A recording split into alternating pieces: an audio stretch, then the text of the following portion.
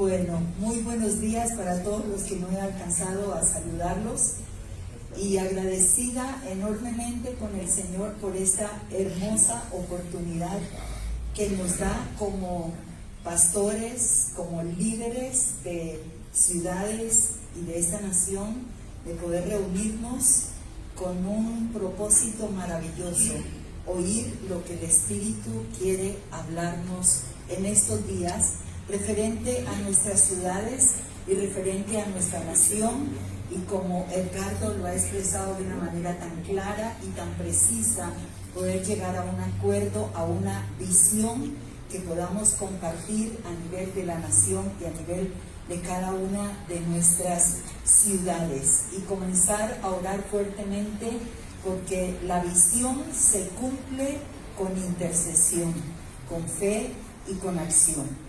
Así es que cuando el pastor Edgardo me envió la invitación para compartir, para estar en este evento y compartir la palabra, un honor grandísimo. Pastor Roosevelt también ya me había hablado rápidamente, pero no lo entendía.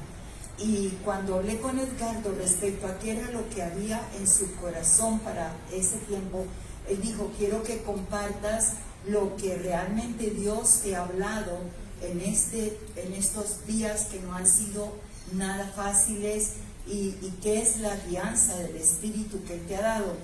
Y es tan claro porque una cosa que Dios ha puesto fuertemente, a varias cosas, pero una cosa muy fuerte es realmente la urgencia generacional. Y me encantó porque realmente voy a hablar de esto, y me encantó porque Edgardo estaba requete confirmando mi mensaje. Él habló de las generaciones, él estuvo realmente enfatizando acerca de las generaciones, y yo decía: Señor, gracias que Él está confirmando lo que tú has puesto en mi corazón. Quiero hablar sobre una carga generacional. Ayer escuchamos al pastor Héctor Pardo en la mañana hablándonos acerca de la unidad de la iglesia, y él hizo una muy buena introducción hablando de lo difícil que realmente viene para nosotros como en el mundo, como nación y como iglesia. No podemos desconocer absolutamente que los días que vienen no van a ser buenos, van a ser supremamente complicados. Y él, en su introducción, él hizo detalladamente, expresó lo de la agenda global, a todo, en cierta manera, lo que nos vamos a enfrentar. Y ese es mi mensaje para esta mañana, sobre una carga generacional. Y quiero comenzar introduciéndolo con el texto de Jueces capítulo 2, versículo 10. Jueces 2, versículo 10, y dice: y toda aquella generación, mire, habla de generación, habla de dos generaciones aquí, dice: y toda aquella generación también fue reunida a sus padres. Está hablando de la generación de Josué y de los ancianos. Y se levantó después de ellos otra generación que no conocía a Jehová ni la obra que él había hecho. La Nueva Traducción Viviente dice: y que olvidaron lo que Dios había hecho.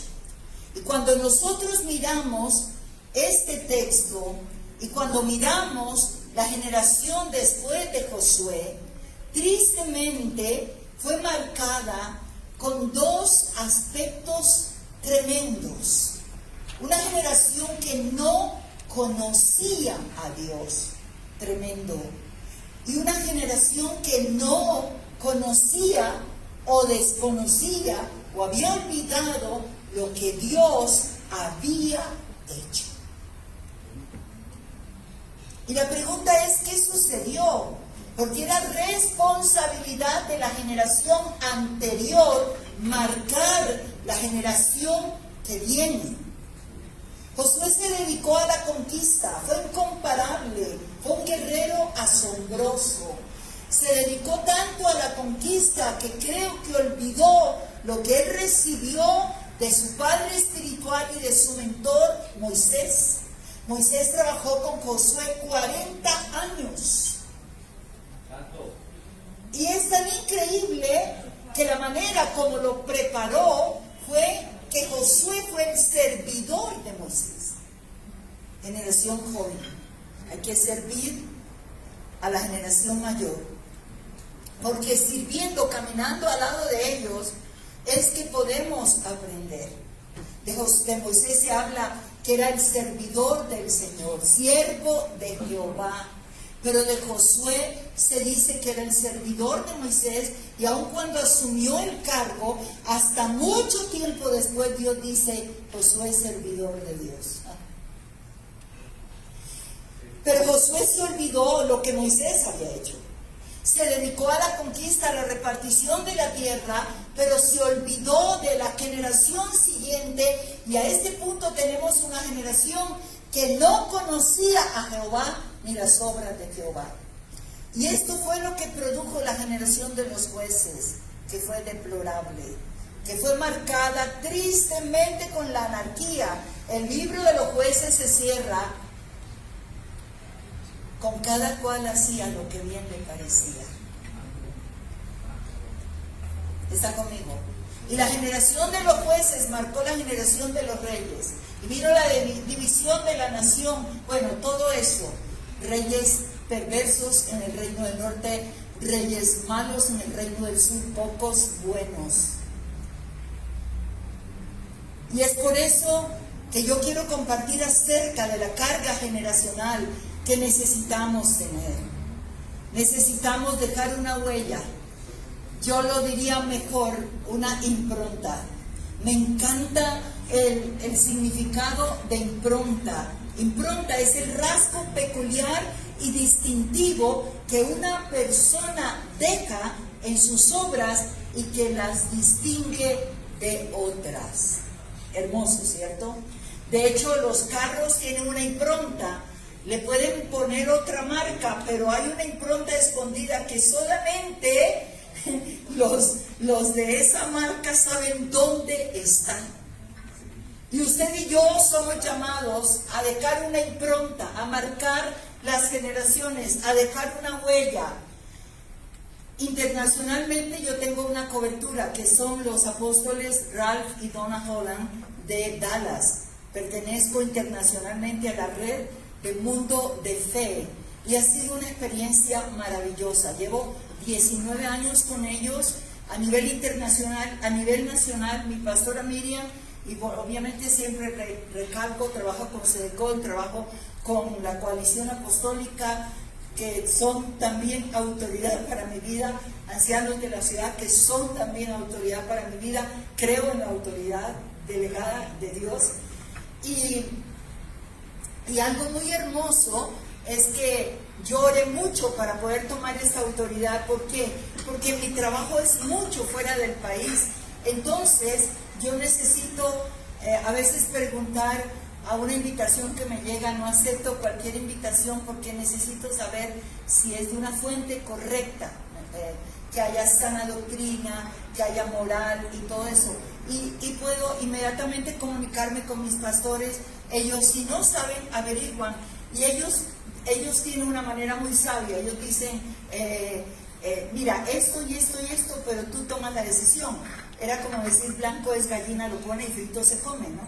No lo aceptes, pero toma tú la decisión. No te ponemos nada, pero... Sí, pero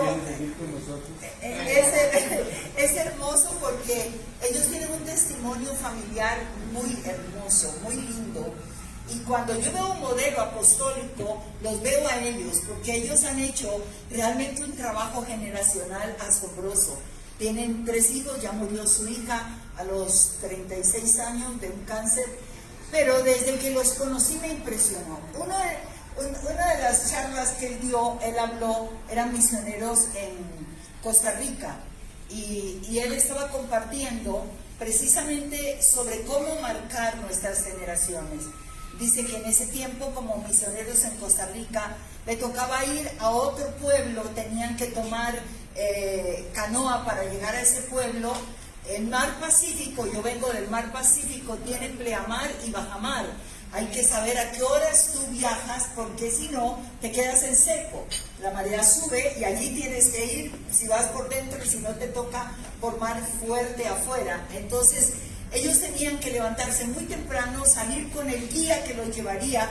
Entraron ya a la zona del bosque para tomar la canoa.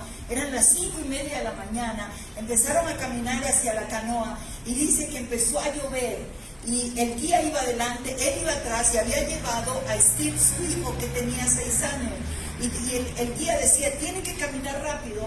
El pastor Ralph iba rápido y luego sintió que Steven estaba como agitado. En un momento dado, él volteó y le dijo, hijo, voy muy rápido para ti. Y él dijo, no papá, estoy tratando de pisar donde tú pisas para no hundirme.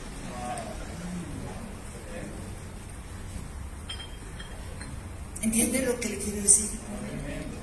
Es nuestra responsabilidad pisar bien y dejar un fundamento para que esta generación tan hermosa, con un llamado espectacular, pueda pisar seguro y no se hunda. Es mi responsabilidad, es tu responsabilidad. Y cuando miramos lo que está sucediendo en estos días de pandemia, en las manifestaciones que hemos estado mirando consecutivamente desde el año 20 y ahora el 21, con tristeza, con lágrimas en mis ojos, porque yo tengo una pasión generacional en mi corazón. Mucho de mi mensaje a los pastores es sobre generaciones. Y ver que más del 80% de quienes caminaron en las marchas, en las protestas, eran una generación joven. Perdón, gracias, son una generación joven. Una generación joven que, como la miré, no sé si usted la miró, con una marca de anarquía terrible. Una marca de anarquía que no respetan a nadie. Era doloroso ver cómo jóvenes, muchachos jóvenes con las que usan para hacer los grafitis, allí con los del SMAT, con la policía, con los escudos, les ponían las vulgaridades más terribles. Y yo pensaba, si estos no respetan la autoridad, no respetan a sus padres. No tienen padres. No tienen maestros. Y cuando digo que no tienen padres, estoy hablando de padres ausentes que trabajan todo el día, que no tienen cómo enseñarles ni siquiera a comer en una mesa.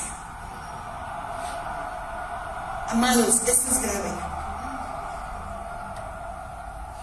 Y si estamos oyendo lo que el Espíritu quiere decirnos, tenemos que hacer un alto como padres, como pastores, como líderes. Porque hay muchos en nuestras iglesias que no tienen padre, pero tú y yo podemos convertirnos en lo que ellos necesitan. Pablo fue padre para Timoteo, porque el padre de Timoteo era griego.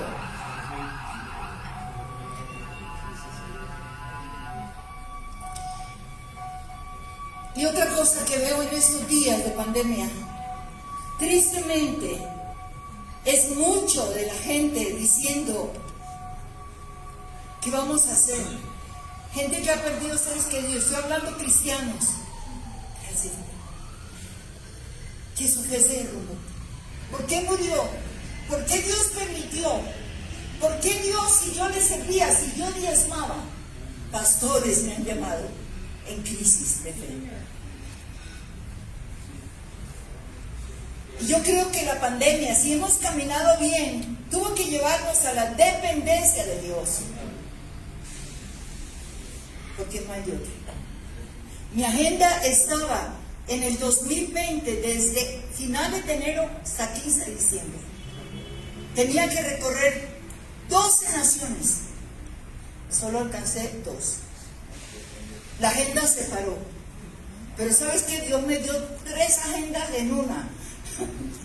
He estado en 3 países el mismo día predicando. Eso no lo hubiera podido hacer. Dependencia de Dios. Si no alcanzo a terminar este mensaje, el próximo congreso No, aquí no se va hasta que no termine todo. Gracias, eso era lo que quería que me dijeran. Entonces, realmente lo que yo veo en medio de todo esto es una crisis de fe. Una crisis de fe. El pastor Héctor Pardo ayer en su mensaje dijo algo que es muy cierto. Dijo, he predicado años y años. Un domingo un mensaje, otro domingo otro mensaje. Y ahora me cayó el 20, como dicen los mexicanos. Empecé a dar un seriado. Las series son fantásticas. Yo enseño mucho en serie. Porque te deja. Y entonces nos damos cuenta que tenemos generaciones en nuestra iglesia que no conocen de fe. Dicen creer, pero cuando viene la prueba, se derrumban. Y necesitamos trabajar en esta generación, en estos jóvenes preciosos, maravillosos. Realmente una fe radical. Y yo lo llamo una fe inquebrantable. Póngalo así, una fe inquebrantable, firme. Que cualquier forma de persecución o de presión, sea de parte del gobierno, sea de parte mundial, sea de parte familiar, nacional, no se derrumbe. Una fe que no niegue la esencia del fundamento cristiano. Una fe que no cambie, que no retroceda, que no dé la espalda, que no abandone el camino. Esa fe en esa generación. Y segunda de Timoteo, un texto supremamente conocido. El apóstol Pablo está escribiendo ya su última carta. Se la escribe a su hijo Timoteo. La primera carta es muy doctrinal. La segunda carta está llena de consejos ante el peligro de la apostasía, ante el peligro de muchas cosas. Y en el capítulo 1 de segunda de Timoteo, Pablo habla dando gracias a Dios por la vida de Timoteo, deseando verlo, acordándose de sus lágrimas, versículo 5, trayendo a la memoria la fe no fingida que hay en ti, Timoteo, la cual habitó primero en tu abuela Loida y en tu madre Eunice, y estoy seguro que en ti también. ¿Cuándo conoció Pablo a Timoteo? En Hechos capítulo 16, versículo creo 3 y 4, su segundo viaje misionero. Y cuando él llega y él ve a este chico, un apóstol de verdad, es un siervo, un apóstol de verdad, tiene la capacidad de ver lo que otros no ven, ve inmediatamente los dones que lo adornan, ve el llamado, ve el propósito de Dios, aunque ese joven no lo ve, y empieza a trabajar. Y él tomó a Timoteo, inmediatamente lo tomó. Pero aquí, al final de sus días, Pablo está diciendo algo maravilloso. Él está diciendo, la fe que hay en ti, Timoteo, no te la di yo. Aleluya. Shama Basaya. ¿Quién es su abuela? La fe que tú tienes, Timoteo, no vino de mí. Vino primero de tu abuela. Oh, Yeshua. Y luego de tu madre Eunice. Y lo único que yo he hecho, Timoteo, es ver tu propósito, tu llamado, y encaminarte. Ser padre y mentor para ti. Pero ese honor se lo lleva tu abuela Loida. La abuela Loida fue incomparable. La abuela Loida y Eunice eran judeos cristianos. Un padre griego que le puso el nombre a Timoteo, el que sirve a los dioses. Y yo creo que Eunice, tocada por la cruz de Cristo, empezó a decir al único Dios verdadero. al único Dios verdadero. Uy. Yo estoy impresionada cada vez que estudio sobre mujeres que marcaron generaciones. Jocabed marcó la generación de Moisés. Lo iba a tener que poner en Egipto, adoptado por la hija del faraón, pero más de 5 años. Creo que Jocabed dio leche 7 años, hasta que destetó. Pero en esos 7 años, tú vas a estar en un imperio. Los dioses de ese imperio son Isis y Osiris, pero solo tú adorarás al Dios verdadero, al único Dios. Oye, el Señor nuestro Dios uno es. Tú eres de Dios. Y es por eso que Esteban en su defensa, en el capítulo 7, en el versículo 23, ay, por eso Edgardo, es que yo estaba ahí. Felicitaste a Esteban. Dice que cuando Moisés cumplió 40 años, escuche, le vino al corazón su identidad. ¿Estás conmigo? Cuando cumplió 40, los psicólogos dicen que los 5 primeros años de la vida de un niño son la edad plástica. Lo que tú pongas allí quedará grabado. Lo malo que quedó grabado solo en Cristo se sana. Pero si no hay Cristo, seguirá marcando o para bien o para mal. Y sabes que Jocabed lo tomó, Jocabed dedicó, Jocabed no lo destetó. Y ya cuando lo destetó sabía que iba marcado con el Dios verdadero de Israel. Y por eso, siendo príncipe de Egipto, a los 40 años le vino al corazón su pueblo, los hijos de Israel. ¿Y qué me dice de Ana?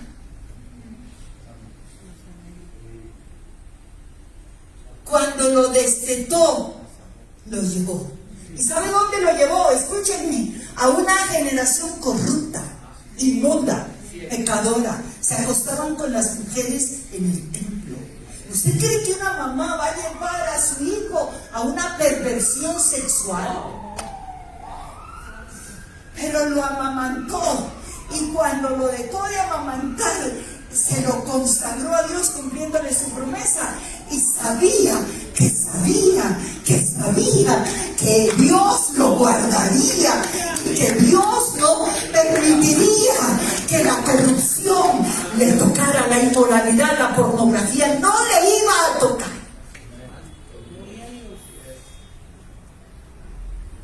Los hijos de Eli, hombres impíos, no tenían ningún conocimiento de Jehová, pero Samuel tenía conocimiento que le dio su mamá. Le puso un manto, una túnica, y cada año que iba lo revisaba y se lo volvió a poner. ¿De qué habla? Le recordaba: estás en un medio corrupto, pero te mantienes. Nuestros hijos han ido a la universidad en un medio corrupto, toda clase de ideologías, pero se han mantenido. Ayer me estaban acompañando mi nieto Jonathan y su esposa, mi nieta. Lucho es su pastor. Jonathan, desde niño, con una pasión por Dios incomparable. Tengo el privilegio de haber marcado su vida como abuela. Jonathan te predica profundamente. Ama la palabra. A los 12 años, su regalo de diciembre, cuando le preguntamos con el abuelo, ¿qué quieren que le regalemos? Tenemos este presupuesto, escojan. Él dijo: una concordancia de Stone. A los 10 años, él quiso que no quiero estar más en la escuela dominical. Ya estoy cansado de oír los cantos de Jonás. Dijo a su papá: yo quiero estar con los grandes. Dijo: tú sabes que hasta los 12 años pasan. Habla con el pastor Lucho. Claro. Y tú le diste la mano. Una pasión por Dios, por la palabra, y su carrera, cine. Y Dios abrió las puertas para que estuviera en Full Sail, en Orlando. Lucho le regaló el computador. Ni sabías, pero fue un regalo maravilloso. Full Sail, cine. Dios mío, ¿qué va a pasar? Se mantuvo puro, se mantuvo íntegro. Y yo pregunté, ¿cómo lo hiciste? Me dijo, en la universidad, en la escuela, charlaba con todos. Salía de la universidad y entraba a mi apartamento y solo con Dios.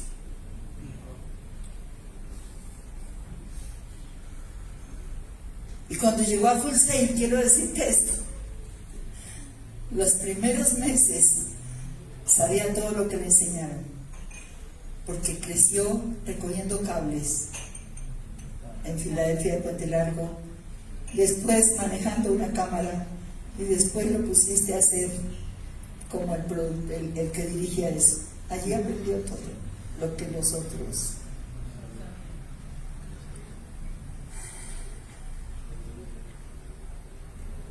Jocabet sabía que tenía que poner su hijo en el río, donde había cocodrilos, pirañas, cobras, pero preparó una canastilla de juncos, donde se sacaba el papiro, la palabra, y la calafateó con brea, el Espíritu Santo, y dejó que la corriente lo llevara. Y marcó la vida de Moisés, y Ana marcó la vida de Samuel, y Loida y Eunice marcaron la vida de Timoteo. Imagínense, y no he llegado a mis puntos. La pregunta es, ¿qué se necesita? ¿Qué debemos hacer para poder levantar una generación radical en Dios, con una fe inquebrantable? Nuestros jóvenes, ¿qué tenemos que hacer? Y yo quiero hablarte, después de esta larga introducción, que homiléticamente la introducción no debe ser tan larga, pero aquí yo tengo el tiempo y creo que Dios está aquí. Y voy a hablar no de 3 puntos, sino de 2 puntos, pero cada punto tiene como 7 subpuntos.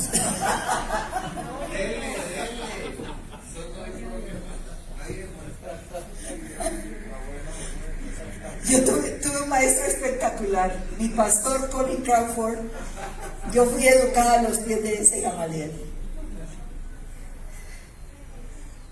Eso quedó aquí. Mi impronta, mi herencia. ¿Qué necesitamos? ¿Cómo se logra esta fe de la cual quiero que despertemos en esta generación? Que más que nunca hoy tenemos que dar. Y yo tengo que hablar de 2 puntos. Primeramente, la responsabilidad del transmisor del mensaje, que tiene que ver con nosotros. Ese es mi primer punto, que va a tener 7 A, B, C, D, E, F, G, H, I. Y luego, número 2, la transmisión del mensaje. Número 1, los receptores del mensaje. En la primera es para nosotros los mayores, en la segunda es para la generación joven, que está entre nosotros, que está en tu iglesia. Y yo quiero que me acompañe a una epístola que es un deleite. Y aquí voy a basar todos los puntos de mi mensaje y lo voy a hacer rápidamente, no te preocupes, dije 7, pero lo vamos a pasar allí bien explicadito, pero no le voy a tomar mucho tiempo. La responsabilidad del transmisor del mensaje. Es tu responsabilidad, es mi responsabilidad. Y quiero basarlo en la epístola de los Tesalonicenses. Es una epístola que contiene una riqueza extraordinaria. Un ejemplo para quienes tenemos la responsabilidad de formar esta fe en los hijos espirituales, en las ovejas, en nuestros propios hijos. Aquí vemos a Pablo, a Silas y a Timoteo en su segundo viaje misionero de Pablo. Dice al principio que ellos llegaron a Filipos, y en Filipos realmente pudieron compartir el evangelio, dejar establecida una iglesia, pero tuvieron que salir corriendo porque casi los matan. Y de Filipos ellos huyeron a Tesalónica y llegaron a Tesalónica.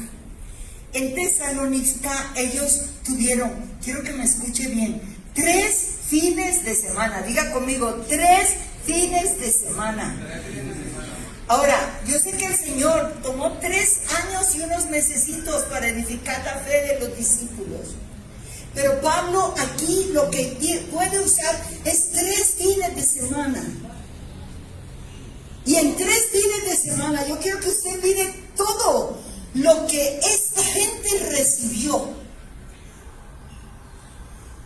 Y no necesitamos muchos años. Miren, yo me convertí al Señor en los años 70. La renovación carismática, pero acá ya vine pero fue en Tumaco. Yo conocí al Señor en Tumaco. Nunca le abrí la puerta a los evangélicos. Siempre le cerraba y decía, soy católica, apostólica y romana. Pero cuando una mujer de solo 8 días de la renovación carismática en San Andrés Isla compartió conmigo y me llevó a los pies de Cristo, al día siguiente yo gané mis 2 mejores amigas de la misma manera que ella me ganó a mí. Éramos 4. ¿Y qué hacemos? Tenemos Biblia, pero no sabemos. Y un pastor de la Iglesia Pentecostal Trinitaria, hermanos Carlos Metaute, que ya partió con el Señor, se tomó el trabajo de por 3 meses ir a nuestra casa y sentados en una mesa, contestar preguntas, enseñarnos en qué había consistido recibir a Cristo como nuestro Salvador personal. Esta es una historia maravillosa, pero no puedo demorarme aquí. Solo decirles, 3 meses, ese hombre nos marcó mi vida. Marcó mi vida con una pasión por Dios que crece todos los días. Y cada pregunta que yo le hacía confrontativa, él respondía, la Biblia dice. La Biblia dice. En 3 meses se movió por la Biblia y yo estaba fascinada con la Biblia dice. ¿Cómo se movía por la Biblia? Que eso me tocó. No sabía que Dios me estaba llamando y era como mi reto, fue mi referente. Y yo recuerdo que por la noche subía al vestir de mi baño y tomaba la Biblia y me paraba en el espejo grande y yo cogía y decía, ¿cuánto será que estoy? En Isaías, en Job, en esto, en otro. 3 semanas, Pablo, 3 meses. Y sabe que a los 3 meses yo escuché la voz de Dios. Claramente, totalmente. El último lugar del mundo donde yo hubiera querido vivir era Bogotá. Aborrecí a Bogotá. Playa, brisa y mar. Y una vida de sociedad muy linda. Mi esposo boyacense, yo costeña, imagínense esa mezcla. Pero ya vamos a tener 55 años ahora en agosto de casadas.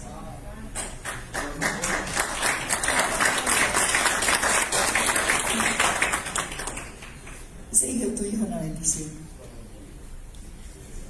Veo una unción sobre tu vida, hijo, impresionante. Veo el brillo de Dios sobre ti, el aceite del cielo sobre ti. Veo pan fresco, Dios dándote y tú comiéndote y deleitándote, unción y palabra sobre tu vida de una manera poderosa. Te veo frente a gente mayor, predicando y quebrantados por escuchar una generación joven que penetra con su mensaje al corazón. Uf. ¿Por qué no vas a las 2 de la tarde? Dale. Tengo que viajar hoy, ¿no? Pero no, voy a mi casita.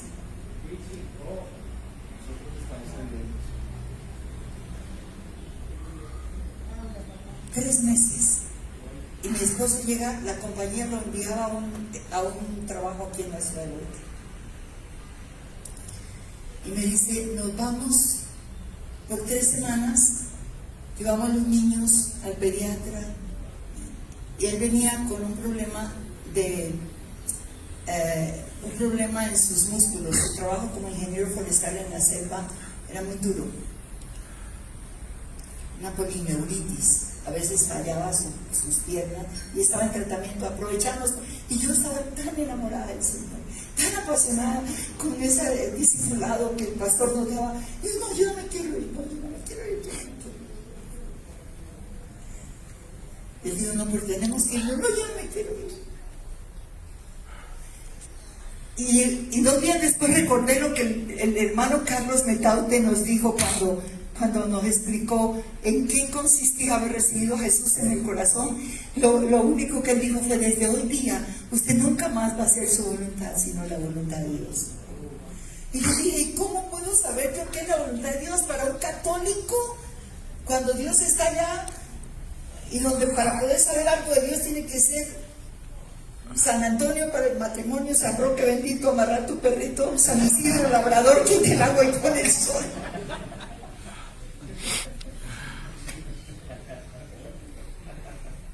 Y nunca olvido, él dijo esta palabra, aquí Dios le va a hablar.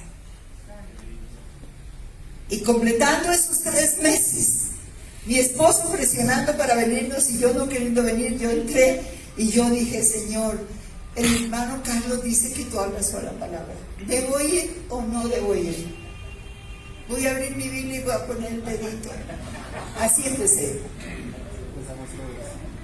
Y donde yo lo ponga, ¿me puedes hablar? ¿Y sabe cuál fue la respuesta, Eclesiastés? Mejor son 2 que 1, porque tienen mejor paga de su trabajo. Porque si el uno cayere, el otro levantará a su compañero, pero hay del solo, que cuando cayere no habrá segundo que lo levante. Si 2 durmieren juntos, se calentarán mutuamente, más ¿cómo se calentarán andando solo en Bogotá?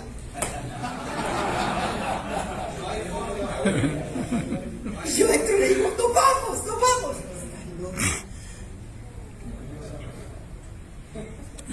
3 meses y oí claramente la voz de Dios. Y de ahí para adelante no hemos dejado de escuchar su voz. Entonces, ahora sí voy al primer punto. Entonces, tenemos que ver la responsabilidad tuya y mía de ser buenos transmisores. A mí me marcó ese pastor tan sencillo. Y aquí en Tesalonicenses, capítulo 1, Primera de Tesalonicenses, y tú es en el capítulo 1, 2 y 3 que vamos a estar ahí. Y ahí vemos a Pablo 3 fines de semana llegar a Tesalónica. Y comenzó a predicar. Pero quiero que veamos las características de ese mensaje que él predicó. ¿Cómo era su responsabilidad? Cuando pienso en el apóstol Pablo y pienso en el hermano Carlos Metaute, ¿cómo fue su responsabilidad para afirmarnos de esa manera en el Evangelio? Y cómo después fue la responsabilidad de mis pastores Colin y Miriam Crawford para afirmarnos en esta palabra. Voy a mencionarte cómo fue el mensaje predicado en 3 fines de semana que marcó algo increíble.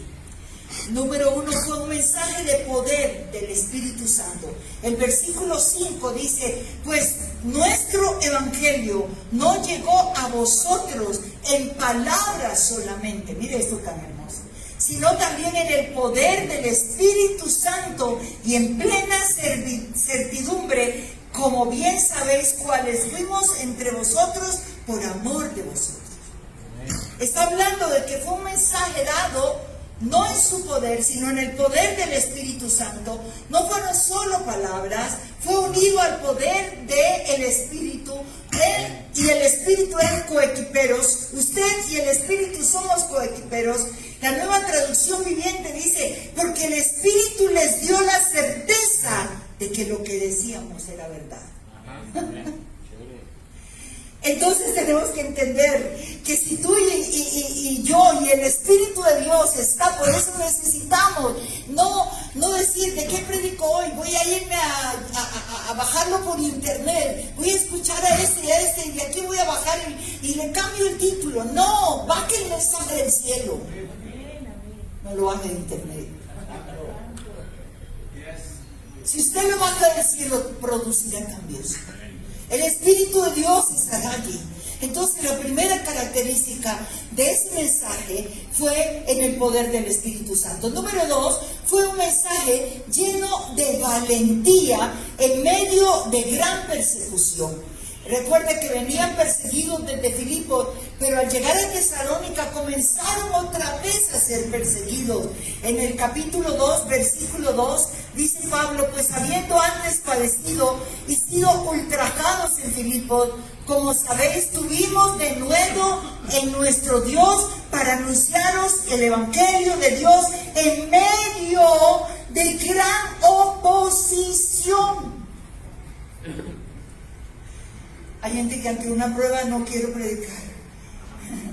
No puedo predicar, estoy derrotado, decaído. Mejor llamo al fiel que predique. La gente cree que uno no tiene pruebas y a veces estás predicando con el corazón partido. Pero creo que son las mejores predicaciones. Y dice que él predicó ese mensaje en medio de gran persecución y oposición. Esos son los mejores mensajes. Número 3. Quiero que anoten este número 3 con letra bien grande. Fue un mensaje predicado con integridad. Si queremos llegar a la generación, a esta generación hermosa, a esta generación, tiene que ser un mensaje con integridad. El versículo 3 del capítulo 2 dice: porque nuestra exhortación no procedió de error, ni de impureza, ni fue por engaño. Me quedo ahí. La Nueva Traducción Viviente dice: como ven, no predicamos con engaño ni con intenciones impuras o artimañas. Wow, pastores, necesitamos reaccionar. Número 1 dice: no fue con error, les predicamos la verdad, la doctrina sana. Pero luego ese mensaje de integridad no solamente era que llevaba error. En el verso 5 vuelve a repetir lo mismo en la Nueva Traducción Viviente. Dice: como bien saben, ni una sola vez tratamos de ganarlos con adulaciones. Dios es testigo que nunca aparentamos ser amigos de ustedes. Escuche, para sacarle dinero. Aquí tengo que detenerme un momento. Estoy hasta aquí de oír de pactos. Pacte con Dios para la conversión de su marido. ¿Dónde está eso? Pacte con Dios para la sanidad. Jesús nunca cobró. ¿De dónde salió eso?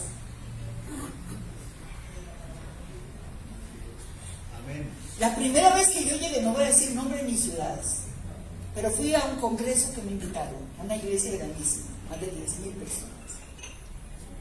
Y empiezo a predicar, y yo empiezo a ver que la gente venía a dejar plata en las escaleras del... Y yo decía: ¿esta gente por qué está ganando plata?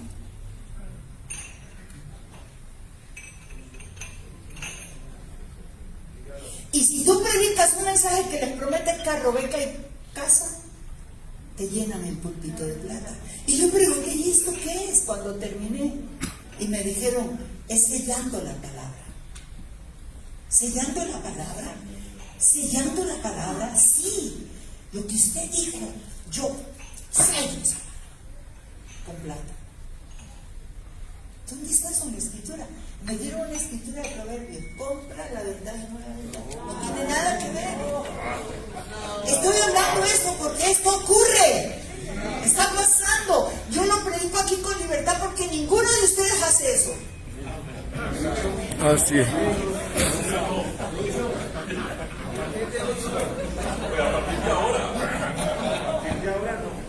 Pactos. Escuche, pactos. manipulación, toda forma de manipulación es control y toda forma de control es brujería. Toda forma de manipulación es control y toda forma de control es brujería. Y estamos manipulando a la gente. Ahora, tal vez tú no les hagas hacer pacto, tal vez no haya sellamiento, pero tu mensaje toca, no el corazón, sino el bolsillo. La primera vez que yo fui a predicar a Argentina fue a Jujuy, para un congreso de pastores.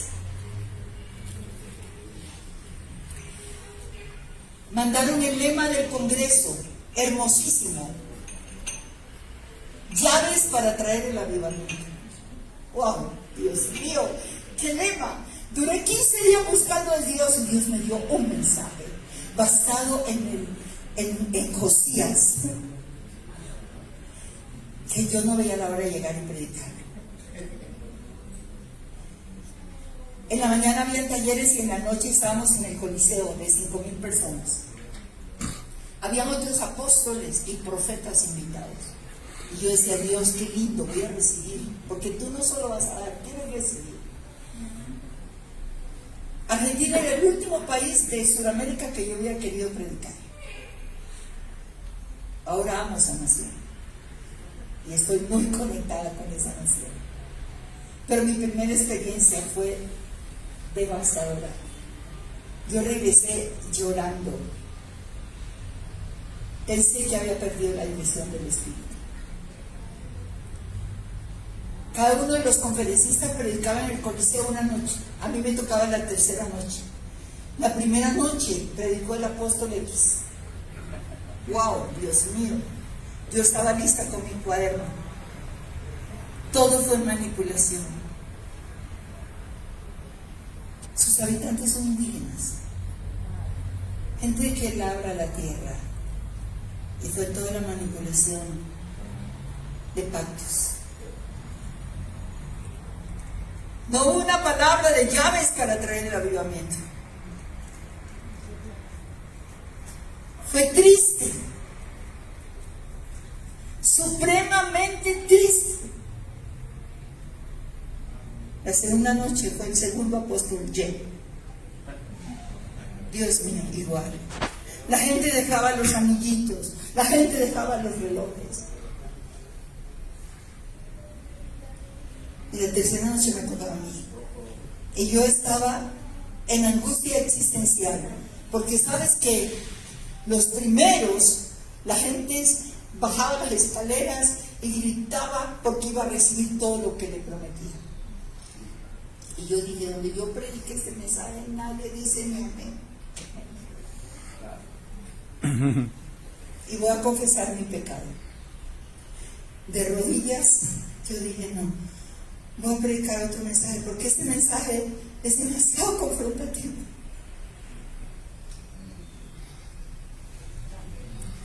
Y yo miré, en ese tiempo no manejaba iPad, sino mi foldercito que llevaba. Y a ver qué mensaje, aunque no fuera lo mismo, pero tuviera algo de promesas. Y el Señor habló a mi vida. Él dijo, tú puedes predicar ese mensaje. La gloria será tuya, pero no mía. Así es que me fui con mi mensaje.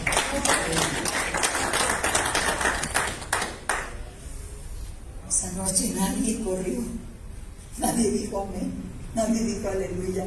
Y yo me sentía miserable.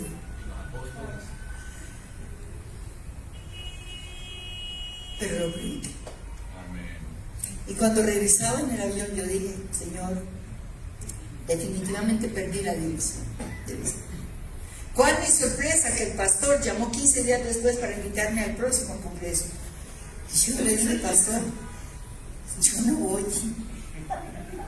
Lo que yo viví, ustedes me dieron este lema y y yo prediqué, yo sentí que mi palabra no llegó a ninguna parte porque la gente estaba así. Y el pastor dijo, hermana, ese mensaje ha sido pedido y pedido y pedido. Y yo sé que cometimos un error.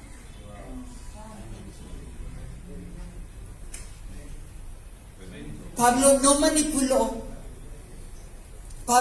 no manipuló el bolsillo, no sacó dinero, no usaron promesas de prosperidad y tenían el derecho a veces de recibir de ellos, pero ellos trabajaron con sus manos, ¿no? Entonces vemos que fue un mensaje predicado con integridad. Número 4, rápidamente, fue un mensaje predicado para agradar a Dios y no a los hombres. Versículo 4, sino que según fuimos aprobados por Dios para que se nos confiase el Evangelio, así hablamos, no para agradar a los hombres, sino a Dios que prueba nuestros corazones. Aleluya. Y el versículo 6, anótelo: no buscamos gloria de los hombres, ni de vosotros, ni de otro. Aún podíamos seros carga como apóstoles en Cristo, pero no lo fuimos. No buscamos eso. Cada vez que tú y yo hagamos algo, tiene que ser para gloria de Él. Y esta generación tiene que beberlo, tienen que experimentarlo, tienen que vivirlo, tienen que ver a Dios, no a nosotros. Número 5, fue un mensaje con entrega, con pasión y con amor. Predicaron con una pasión maravillosa. El versículo 7 dice: antes fuimos tiernos entre vosotros como la nodriza que cuida con ternura sus propios hijos. Mire esta figura que usa Pablo, la nodriza que cuida, no los hijos de su patrón, sino sus propios hijos. Tremendo, ¿no? Entonces usa la figura de la nodriza en el versículo 7. En el versículo 8 dice: tan grande es nuestro afecto por vosotros que hubiéramos querido entregaros no solamente el Evangelio de Dios, sino también nuestras propias vidas, porque habéis llegado a sernos muy amados, muy queridos. Esto es lo que nos conecta con la gente, el amor de Dios que brota. Es en el Señor que se cumple que hay amor a primera vista, no en el mundo. Porque es el amor del Espíritu derramado en nuestros corazones, y es el amor del Espíritu derramado y nos conectamos. A mí me preguntan: ¿cuál de tantos países que has viajado, cuál de tantos países para ti es el más hermoso? ¿Cuál es el que más te ha impactado? Y yo tengo que decir: no puedo, es difícil para mí. Para mí todos son maravillosos. ¿Pero por qué es que la topografía, esto? No, es que lo que me conecta con un país es la gente, no son sus paisajes, es la gente. Amo a la gente.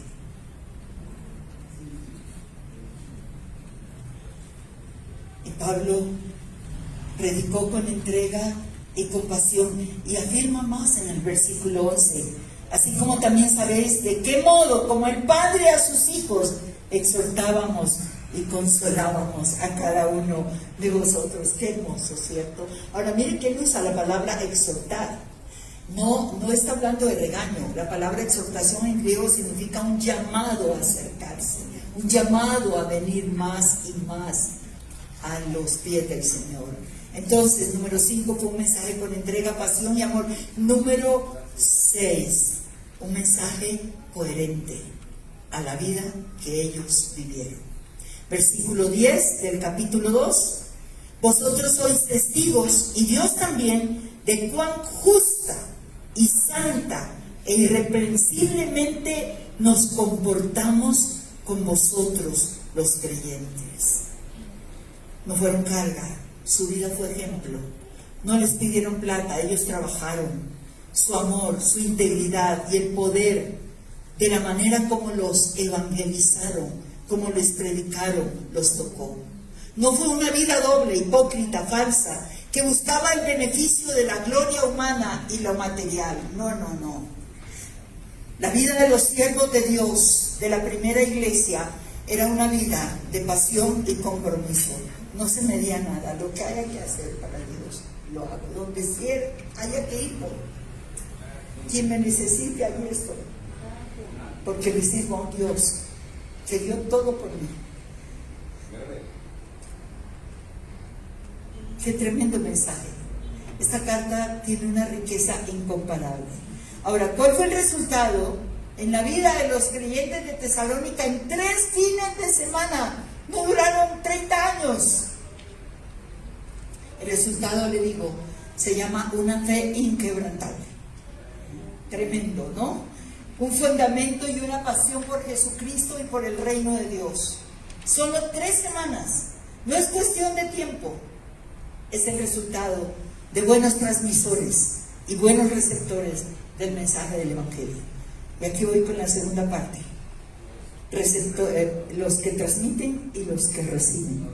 Entonces, ¿cómo recibieron? Ante esa predicación, con todas estas características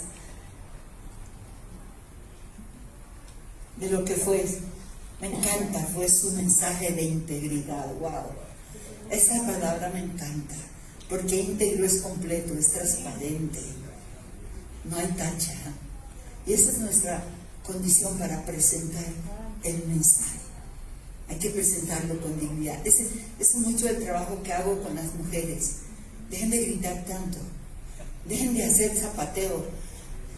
A veces en los congresos el lema es nuestros tacones pisa al enemigo, y usamos palabras que nada que ver. El protoevangelio, escuché a una de las mujeres predicando en un congreso que estaba, yo dije, Dios mío, la simiente de la mujer aplastará la cabeza. Y entonces lo toman para decir, ya nos ha dado poder, tenemos el poder de Dios para aplastarla. No somos nosotros, es la simiente, es Cristo. Aleluya.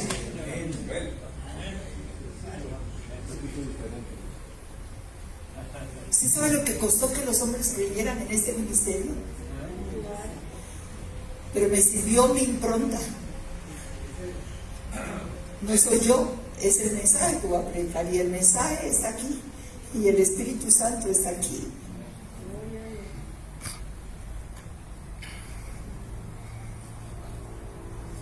Vamos a la segunda parte y terminamos. Características de una fe inquebrantable. Los que han recibido la palabra. Número 1, produjo una obra de fe y amor en los tesalonicenses en 3 fines de semana.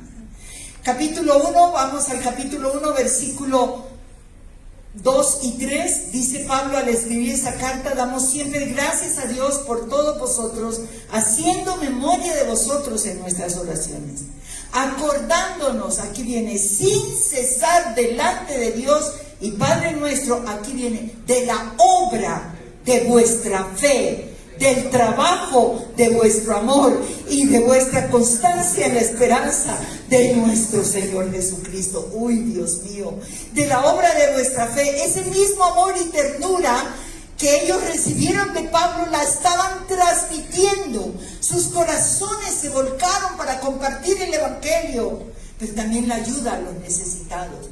Lo involucraron todo. Y necesitamos entender eso. Esta mañana recibí un mensaje por WhatsApp de una mujer que estuvo aquí, muy linda. No es tan joven. Y ella me dijo: no pude encontrarte para honrarte, pero quiero decirte cómo marcaste mi vida a través del amor de Dios y a través de la palabra. Y empieza a hablar de una manera tan hermosa que confirmaba mi mensaje generacional. La impronta que tú vas a dejar en quienes te escuchan, nuestra generación. Como padre, como César ha marcado a su hijo, como pastores marcamos los hijos espirituales. 3 semanas y ellos están ya predicando de la misma manera. Número 2, siguieron el buen ejemplo que vieron en Pablo, Silas y Timoteo. Versículo 6, y vosotros vinisteis a ser, dice Pablo, imitadores de nosotros y del Señor Jesucristo, recibiendo la palabra en medio de gran tribulación, con gozo en el Espíritu. Dice que la recibieron, siguieron el buen ejemplo, la recibieron con gozo. Él la predicó con amor y compasión, y los tesalonicenses la recibieron con gozo.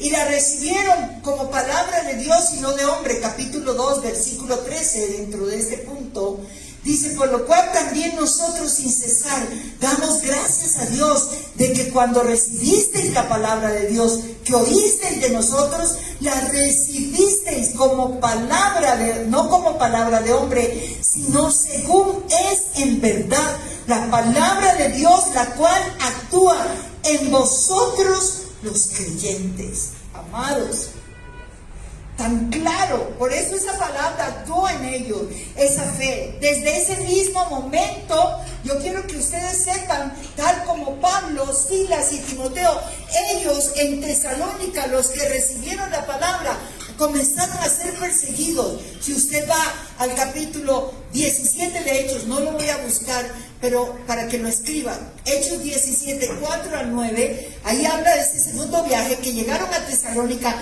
que comenzaron a predicar y que los persiguieron y que tuvieron que salir de Tesalónica, y que el que los hospedó a ellos, los comenzaron a perseguir.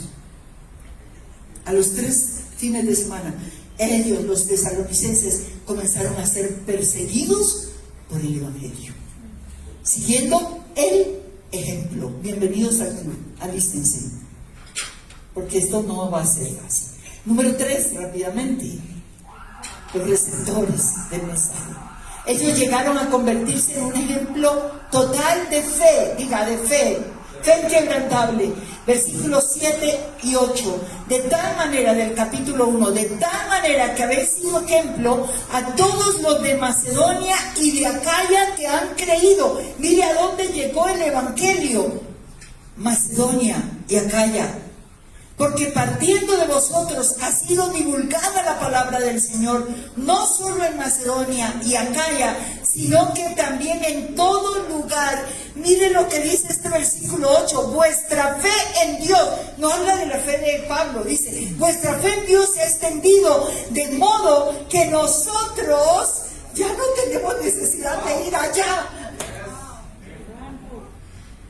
Eso que se llama multiplicarse. No soy yo el que voy, no soy yo todo, no. Predicó, fue absorbida la palabra, produjo un cambio, produjo una pasión, produjo realmente una entrega. No importó la persecución, empezaron a extenderla por Macedonia, por Acaya, por aquí, por allá, predicando. ¿Está conmigo? Número 4, rápidamente. Fue una conversión auténtica, diga, fue una conversión auténtica.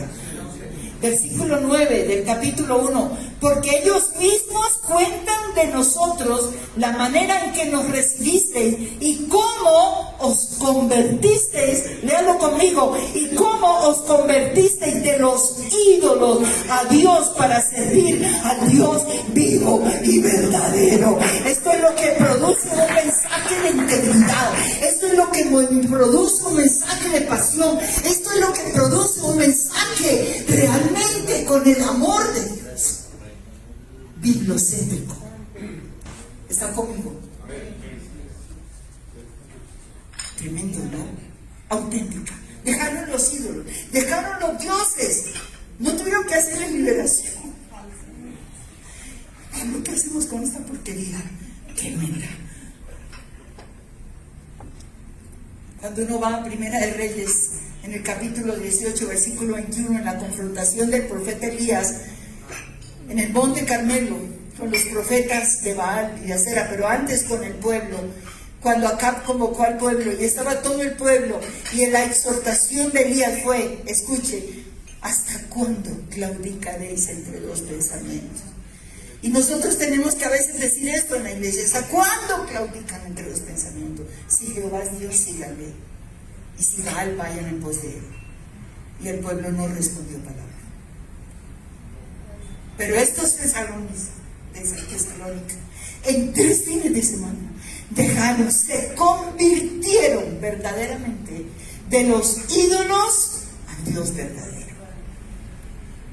Y número 5, la última respuesta a esta predicación, a esta fe inquebrantable, una fe, escuche esto tan lindo, que los llevó a la esperanza de su venida, de la venida del Cristo.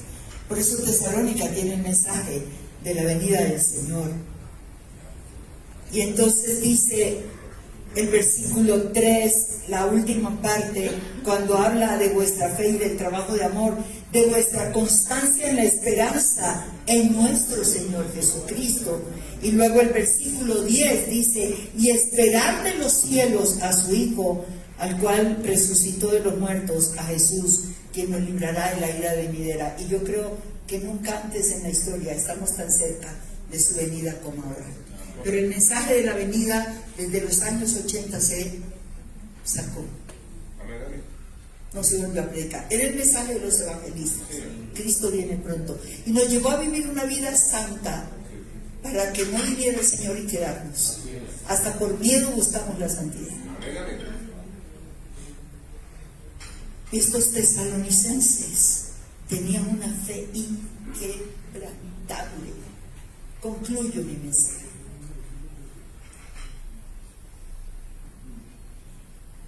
Es mi responsabilidad como pastor, como padre de familia, marcar la generación que viene. Le escuché a Edgardo Peña hace años atrás, y eso se me quedó. En un mensaje, tú dijiste, los expertos hoy dicen que una generación está cambiando cada 7 años. Estamos hablando, cuando yo te escuché eso, fue hace mucho tiempo atrás. Y hoy nosotros vemos que una generación, yo creo que está cambiando en menos de 7 años.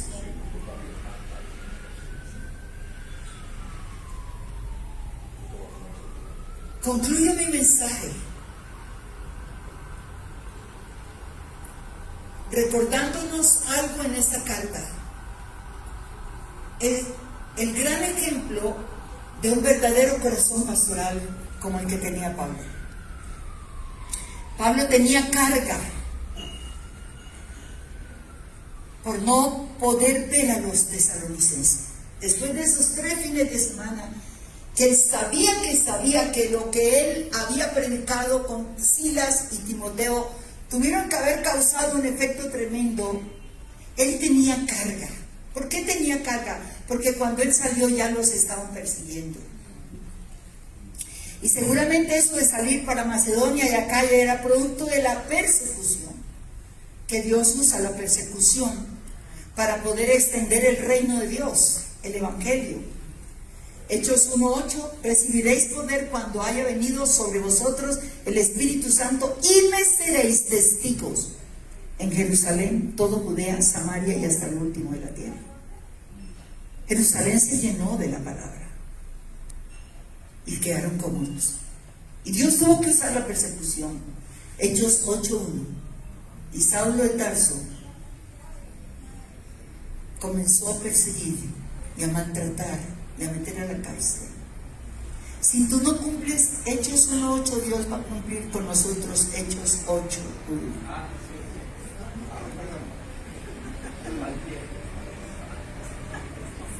Pablo tenía carga. ¿Qué estará pasando? Recuerden, no había WhatsApp, no había plataformas, no había celular. Entonces, mire,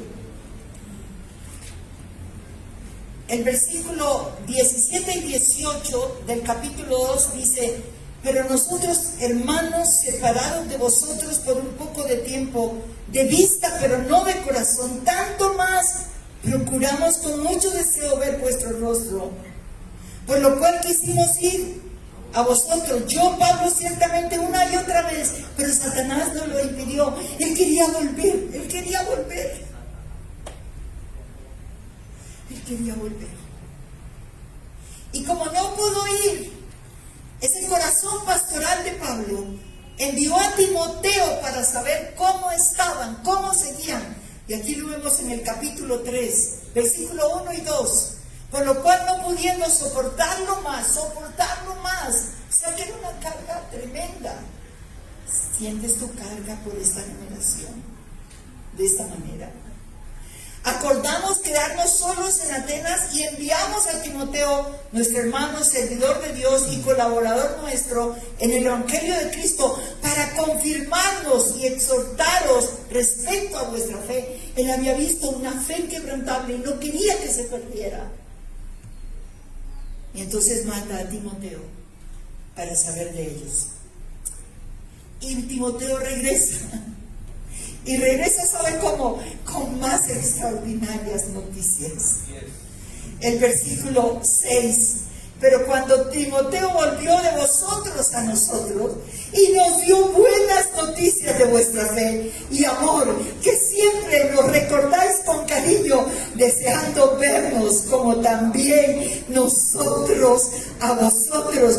Por ello, hermanos, en medio de toda nuestra necesidad y aflicción, fuimos consolados de vosotros por medio de vuestra fe, porque ahora vivimos y vosotros estáis firmes en el Señor. Bueno, y él sigue hablando, todo hasta el versículo 13, es riquísimo. Léalo en casa, las buenas noticias, después de que Timoteo revisó. Y entonces, en el capítulo 2, versículo 19 y 20, voy a leérselo en la Nueva Traducción Viviente, viene la recompensa para un hombre como Pablo, que predicaba un mensaje de integridad, compasión, que no perdía tiempo, que en 3 semanas tuvo que darla toda para que la iglesia en Tesalónica se levantara con una fe inquebrantable. Y esta es la recompensa para tu vida y para mi vida, cuando realmente podemos tener una carga generacional. Escuche la recompensa como Pablo la describe. Dice, capítulo 2, versos 19 y 20, Nueva Traducción Viviente. Después de todo, dice Pablo, ¿qué es lo que nos da esperanza y alegría? ¿Y cuál será nuestra orgullosa recompensa y corona al estar delante del Señor Jesús cuando Él regrese? Son ustedes, sí, ustedes son nuestro orgullo y ustedes son nuestra alegría. Ustedes son nuestra corona. La gente que tú marcas en esta dimensión es tu corona, es mi corona, y vale la pena. Vale la pena la carga generacional. Y yo espero que esta palabra realmente toque nuestros corazones como ministros del Señor, como pastores, como líderes, como padres espirituales. Una responsabilidad enorme. Una palabra predicada con integridad, con amor y pasión, producirá cambios que tú no imaginas. Dependa de Él. Dependa del Señor. Dependa de su palabra. Instruye a su gente en esta palabra, porque el cielo y la tierra pasarán, pero esta palabra no pasará. Este es el fundamento de nuestra fe. Y si queremos un avivamiento para nuestra nación, escuchen, amados, la palabra tiene que regresar al púlpito, como regresó con Esdras cuando se levantaron los muros de Jerusalén. El sello y la inauguración fue una palabra leída en un púlpito, con gente que hiciera entender esa palabra. No era predicada, fue leída. Y vino un gran avivamiento, con lo que se selló la restauración de los muros de Jerusalén. Veremos una nación cambiada, una Colombia diferente, podremos ver eso que se habla de Colombia, que Colombia es la joya de la corona. Y yo he tomado esa palabra de lo que dicen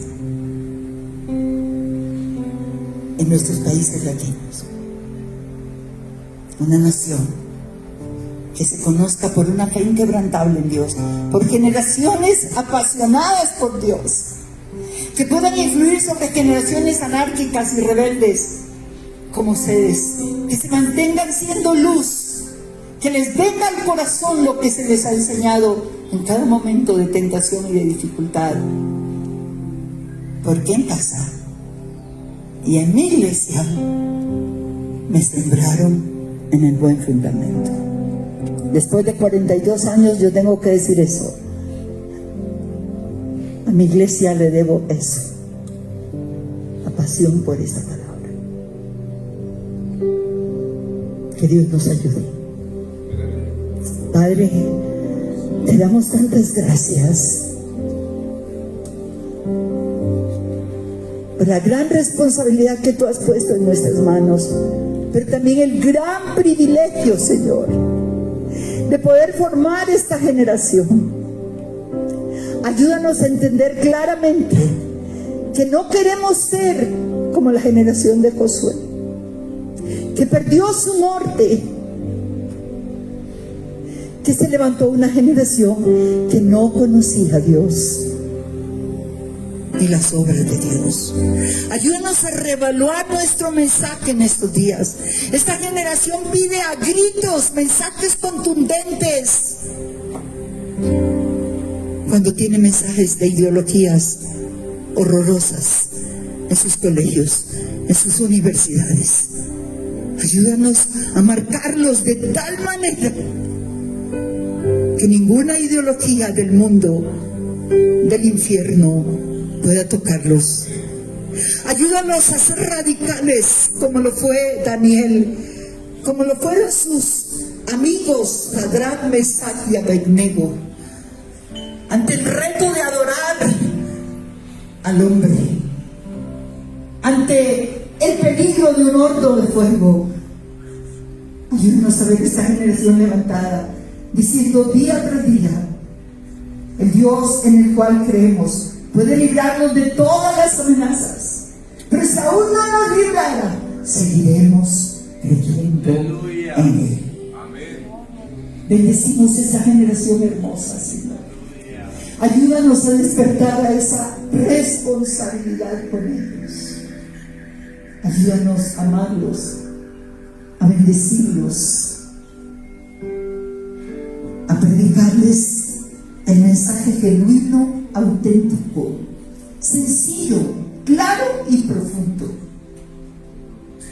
sin complicaciones, sin manipulaciones, la verdad, porque tu palabra jamás volverá a vacía. Te damos gracias en el nombre de Jesús. Amén. Gracias, Dios. Si este mensaje fue de gran bendición para tu vida, compártelo con tus compañeros, con tus contactos, y de esa manera podrás bendecir a mucha gente. Dios te bendiga y nos vemos en una próxima transmisión.